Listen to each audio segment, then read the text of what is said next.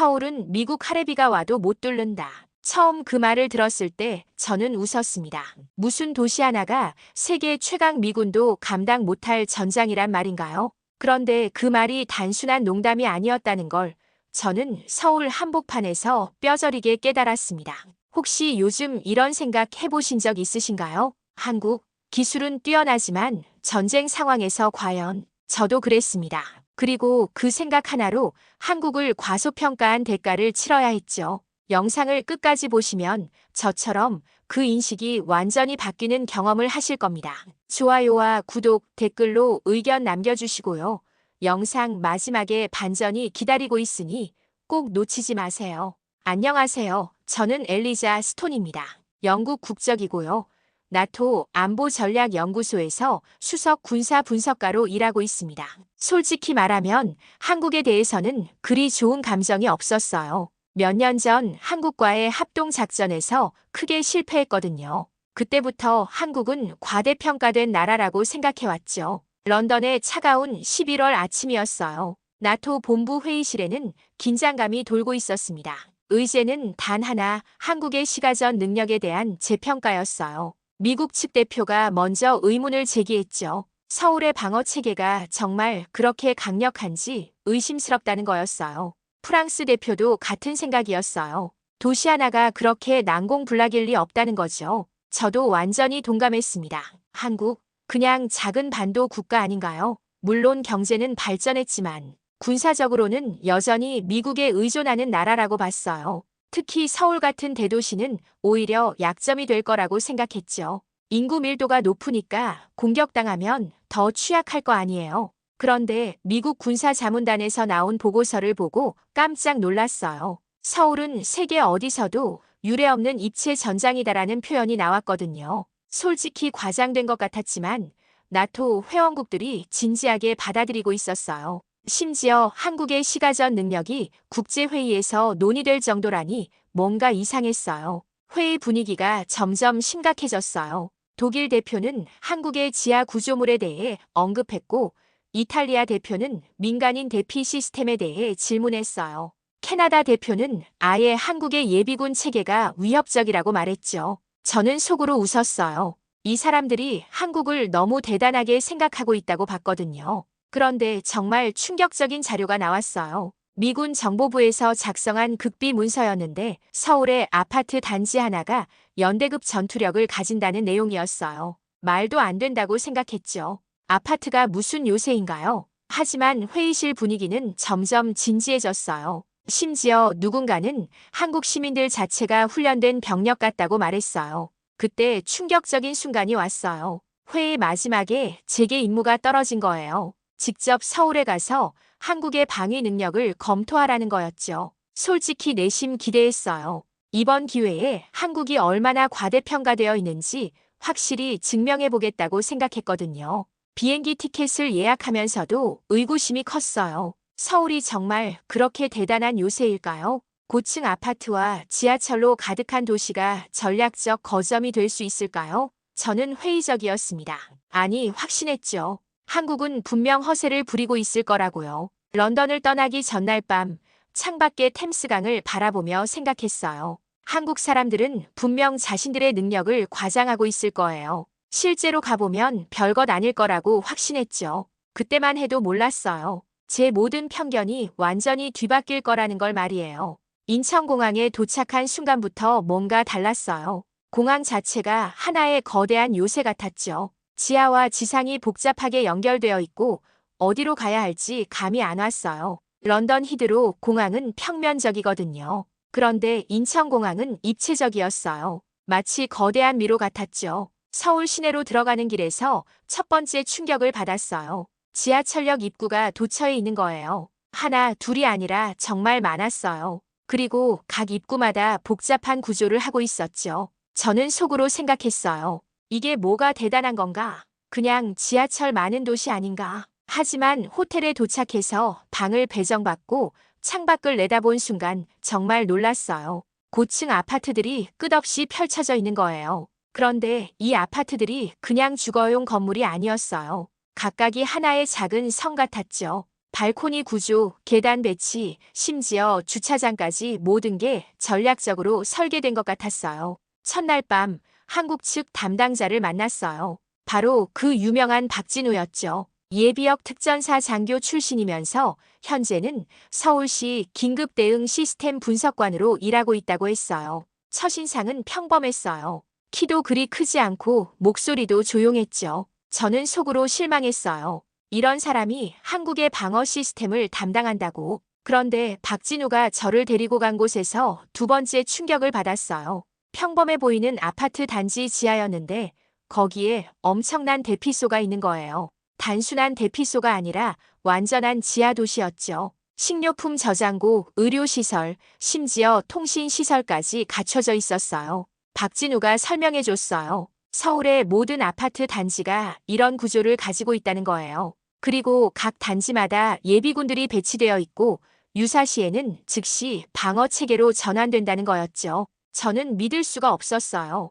이게 정말 가능한 일인가? 그런데 정말 충격적인 건 그 다음이었어요. 박진우가 저를 지하철역으로 데리고 갔는데 거기서 본 광경은 정말 말로 표현할 수 없었어요. 지하철 터널이 단순한 교통시설이 아니었어요. 거대한 지하 네트워크였죠. 서울 전체가 지하로 연결되어 있는 거예요. 박진우가 말했어요. 서울의 지하철은 총 연장이 몇백 킬로미터에 달하고 이 모든 구간이 유사시 대피로이자 보급로 역할을 한다는 거예요. 그리고 각 역마다 비상 물자가 비축되어 있고 의료진과 방어 인력이 배치되어 있다는 거였죠. 저는 그제서야 깨달았어요. 서울이 단순한 도시가 아니라는 걸 말이에요. 지상의 아파트, 지하의 터널, 그리고 그 사이사이의 모든 공간이 하나의 거대한 요새로 설계되어 있는 거였어요. 런던이나 파리 같은 도시와는 차원이 다른 구조였죠. 그날 밤 호텔로 돌아와서 저는 충격에 빠져 있었어요. 제가 알고 있던 한국과는 완전히 다른 모습이었거든요. 혹시 제가 틀렸던 걸까요? 한국이 정말 과소평가할 수 없는 나라인 걸까요? 서울에 온 지 사흘째 되던 날 정말 무서운 일이 벌어졌어요. 그날 아침 박진우가 저를 데리고 간 곳은 서울시 종합상황실이었어요. 거기서 모의 전시훈련을 참관하게 됐죠. 처음에는 그냥 형식적인 훈련이라고 생각했어요. 한국 사람들이 저에게 보여주려고 하는 쇼 정도로 여겼거든요. 그런데 훈련이 시작되자마자 분위기가 확 바뀌었어요. 갑자기 경보음이 울리고 상황실 화면에 빨간불이 번쩍이기 시작했어요. 처음에는 훈련인 줄 알았는데 박진우의 표정이 심상치 않았어요. 뭔가 실제 상황 같았거든요. 알고 보니 정말 심각한 일이 벌어진 거였어요. 누군가가 서울의 모의 전시 시스템에 사이버 공격을 감행한 거예요. 컴퓨터 화면들이 먹통이 되고 통신 시스템이 마비되기 시작했죠. 저는 당황했어요. 이런 상황에서 한국 사람들이 어떻게 대응할지 전혀 예상할 수 없었거든요. 그때 정말 놀라운 일이 벌어졌어요. 박진우가 즉시 비상대응팀을 구성하더니 시민 100여 명을 대상으로 한 긴급 대피훈련을 시작한 거예요. 사이버 공격으로 전자 시스템이 마비된 상황에서도 말이에요. 저는 믿을 수가 없었어요. 이런 혼란 속에서도 질서정연하게 움직이는 게 가능한가요? 더 놀라운 건 시민들의 반응이었어요. 갑작스러운 상황에도 불구하고 아무도 당황하지 않았어요. 마치 평소에 이런 훈련을 자주 해본 것처럼 자연스럽게 움직였죠. 아파트 단지 주민들이 순식간에 대피 조직을 구성하고 각자 맡은 역할을 척척 해내는 거예요. 박진우는 전자 시스템 없이도 완벽하게 상황을 통제했어요. 무전기 하나만으로 여러 지역의 대피 상황을 파악하고 의료진과 구조팀을 적재적소에 배치했죠. 저는 정말 감탄했어요. 이런 지휘 능력을 가진 사람을 본 적이 없었거든요. 그런데 정말 충격적인 건 그 다음이었어요.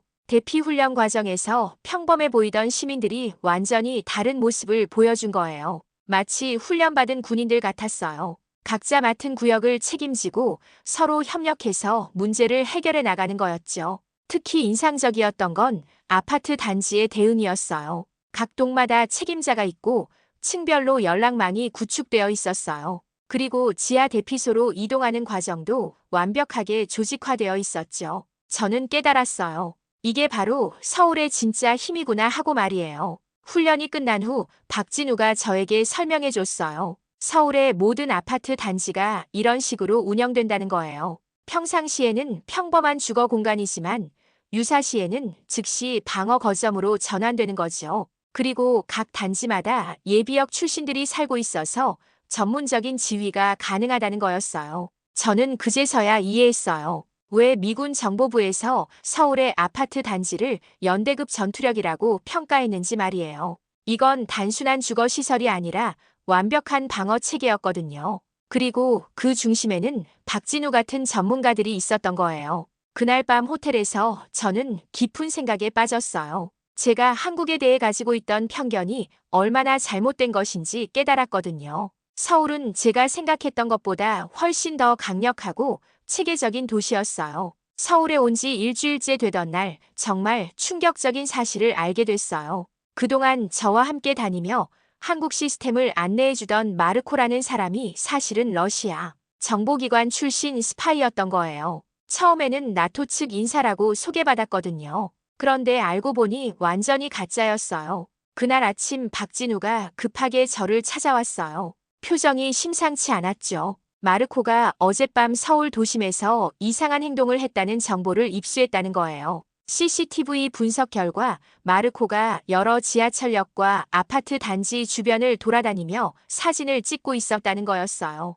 저는 깜짝 놀랐어요. 마르코와 함께 여러 곳을 다니면서 한국의 방어 시설들을 구경했거든요. 혹시 제가 모르는 사이에 중요한 정보들이 유출된 건 아닐까요? 생각할수록 소름이 돋았어요. 저도 모르게 스파이 활동에 이용당한 거였어요. 박진우는 즉시 마르코 추적에 나섰어요. 저도 함께 따라갔죠. 서울 시내 곳곳에 설치된 CCTV를 통해 마르코의 동선을 파악하기 시작했어요. 정말 놀라웠던 건 서울의 감시 체계였어요. 어디를 가든 사각지대가 없었거든요. 마르코는 명동 일대에서 뭔가 수상한 행동을 하고 있었어요. 지하상가와 지상을 오가며 복잡한 동선을 그리고 있었죠. 저는 박진우와 함께 그를 추적했어요. 그런데 명동의 지하상가가 이렇게 복잡한 구조인 줄 몰랐어요. 미로 같았거든요. 마르코를 찾는 과정에서 또 한 번 놀라운 걸 발견했어요. 명동 지하상가가 단순한 쇼핑 공간이 아니었어요. 여기도 유사시에는 거대한 대피소 역할을 할 수 있게 설계되어 있었거든요.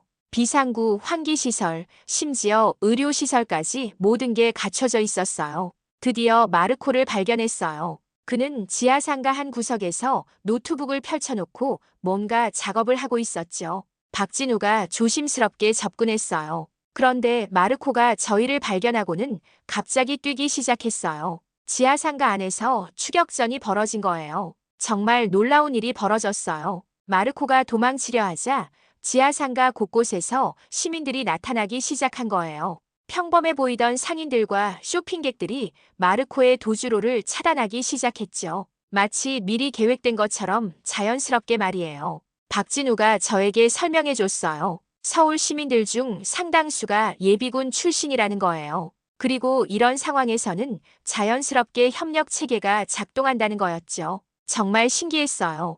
따로 지시를 받지 않았는데도 모든 사람들이 하나가 되어 움직이는 거예요. 마르코는 결국 체포됐어요. 노트북에서는 서울의 방어시설에 대한 상세한 정보들이 발견됐죠. 지하철 구조도 아파트 단지 배치도 심지어 비상대피로까지 모든 걸 조사해왔던 거예요. 정말 소름 끼쳤어요. 그런데 더 놀라운 건 한국 측의 대응이었어요. 박진우가 말하길 마르코의 모든 행동이 이미 파악되고 있었다는 거예요. 처음부터 의심스러웠지만 일부러 놔둬서 어떤 정보를 노리는지 알아보고 있었다는 거였죠. 저는 깨달았어요. 한국의 보안 체계가 얼마나 치밀한지 말이에요.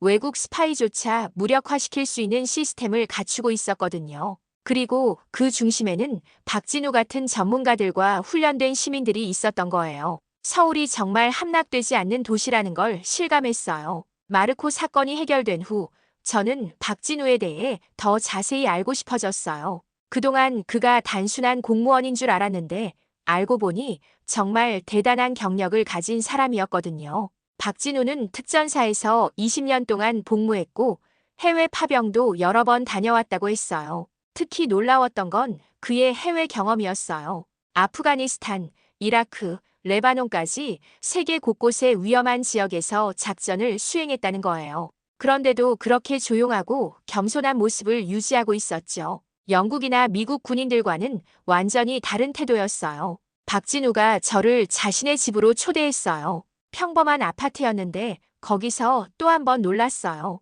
집 안 곳곳에 비상용품들이 체계적으로 정리되어 있었거든요. 그런데 전혀 부자연스럽지 않았어요. 마치 일상의 일부처럼 자연스럽게 준비되어 있었죠. 박진우의 아내와 딸도 만났어요. 아내는 간호사였고 딸은 고등학생이었어요. 그런데 이 가족도 정말 특별했어요. 유사시 각자 맡을 역할이 정해져 있었거든요. 아내는 의료 지원, 딸은 통신 지원을 담당한다는 거예요. 마치 작은 전투부대 같았죠. 저녁 식사를 하면서 박진우가 자신의 철학을 들려줬어요. 군인이었을 때는 나라를 지키는 것이 임무였지만 저녁 후에는 시민들이 스스로를 지킬 수 있도록 도우는 것이 사명이라고 했어요. 그래서 서울시 긴급 대응 시스템 설계에 참여하게 됐다는 거였죠. 정말 감동적이었던 건 박진우의 헌신이었어요. 저녁 후에도 계속해서 국가 방위를 위해 일하고 있었거든요. 월급도 현역 때보다 적지만 보람을 느낀다고 했어요. 이런 사람들이 있기 때문에 한국이 강할 수 있구나 하는 생각이 들었어요. 다음 날 박진우는 저를 다른 예비역들과 만나게 해줬어요. 정말 놀라운 사람들이었어요. 각자 다른 직업을 가지고 있지만 모두 한국의 방어체계 유지에 기여하고 있었거든요. 어떤 사람은 건설회사에서 일하면서 대피소 설계를 도왔고 어떤 사람은 통신회사에서 일하면서 비상통신망을 관리하고 있었어요. 이 사람들과 이야기하면서 깨달은 게 있어요. 한국의 진짜 힘은 첨단 무기나 기술이 아니라 바로 이런 사람들이었다는 거예요. 평상시에는 평범한 시민으로 살지만 유사시에는 즉시 전문가로 변신할 수 있는 사람들 말이에요. 특히 인상 깊었던 건 그들의 자부심이었어요. 자신들이 하는 일에 대해 정말 자랑스러워했어요. 나라를 지킨다는 사명감이 넘쳤죠. 그런데 전혀 거창하지 않았어요. 마치 당연한 일을 하는 것처럼 자연스러웠거든요.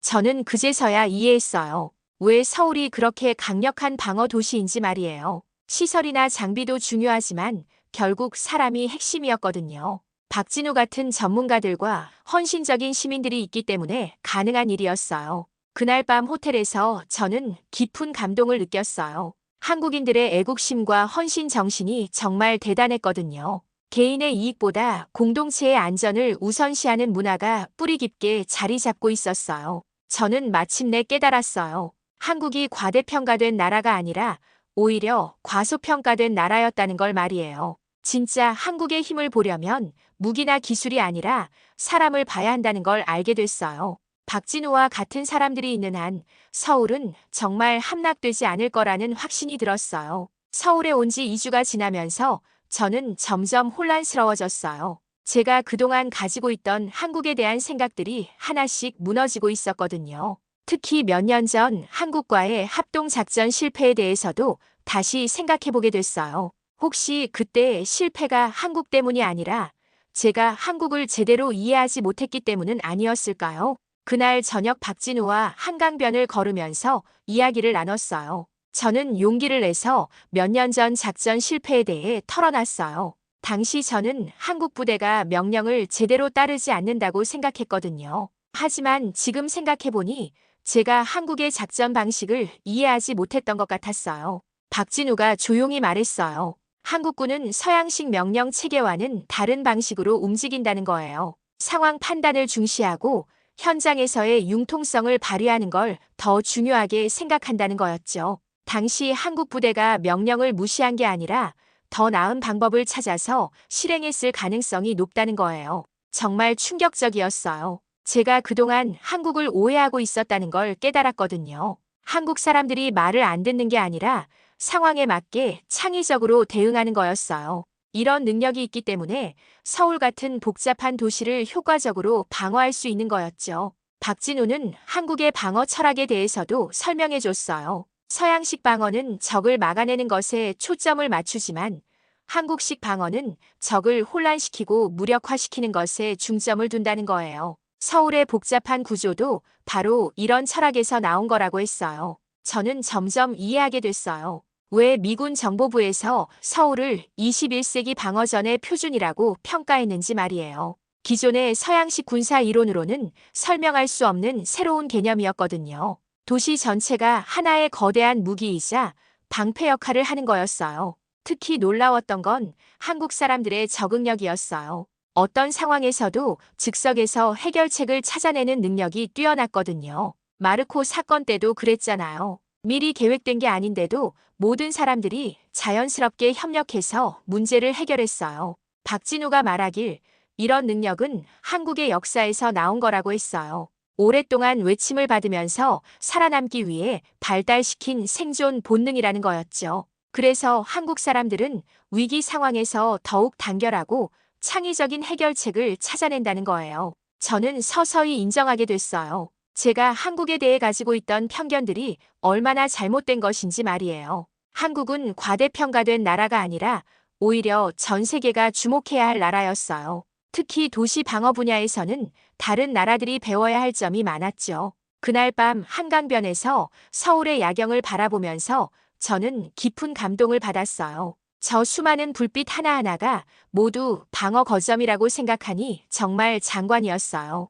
서울은 단순한 도시가 아니라 살아있는 요새였던 거예요. 박진우와 이야기를 나누면서 저는 한국 남성에 대한 인식도 바뀌었어요. 처음에는 조용하고 소극적이라고 생각했는데 알고 보니 조용한 전사였어요. 말보다는 행동으로 보여주는 사람이었죠. 이런 사람이야말로 진짜 강한 사람이라는 걸 깨달았어요. 저는 마침내 고백했어요. 제가 틀렸다고 말이에요. 한국을 과소평가했다고 인정했죠. 서울은 정말로 적에게도 정보전에서도 함락되지 않는 도시였어요. 그리고 그 중심에는 박진우 같은 사람들이 있었던 거예요. 서울에서의 마지막 주가 되자 저는 완전히 다른 사람이 되어 있었어요. 런던에서 가져온 보고서 초안을 보니 정말 부끄러웠어요. 한국의 방어 능력을 의심하고 과대평가되었다고 적어놨거든요. 이런 보고서를 나토에 제출할 수는 없었어요. 완전히 다시 써야 했죠. 새로운 보고서를 작성하면서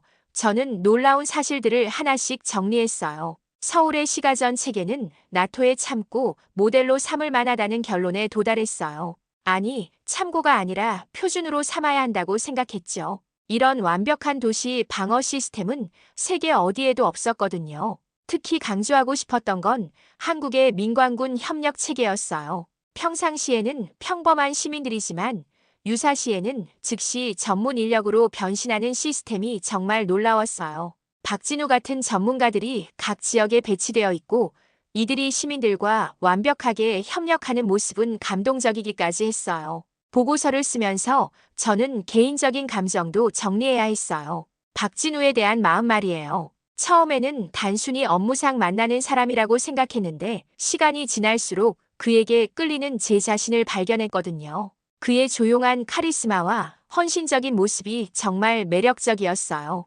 박진우도 저에게 특별한 감정을 가지고 있는 것 같았어요. 마지막 며칠 동안 우리는 업무를 떠나 개인적인 이야기도 많이 나눴거든요. 그는 제가 한국을 이해하려고 노력하는 모습을 높이 평가한다고 했어요. 처음에 가졌던 편견을 솔직하게 인정하고 바꾸려는 자세가 대단하다고도 했죠. 런던으로 돌아가기 전날 밤 박진우가 저를 남산타워로 데리고 갔어요. 서울 전체가 내려다 보이는 곳이었죠. 야경이 정말 아름다웠어요. 그런데 이제는 그 불빛들이 다르게 보였어요. 각각이 모두 방어 거점이고 그 안에는 박진우 같은 사람들이 살고 있다는 걸 알았거든요. 그때 박진우가 제안했어요. 앞으로도 계속 협력하자고 말이에요. 나토와 한국 간의 교류 프로그램을 만들어서 서울 모델을 다른 도시들에도 적용해보자는 거였어요. 정말 좋은 아이디어라고 생각했어요. 저도 이런 일에 참여하고 싶었거든요. 서울 야경을 바라보면서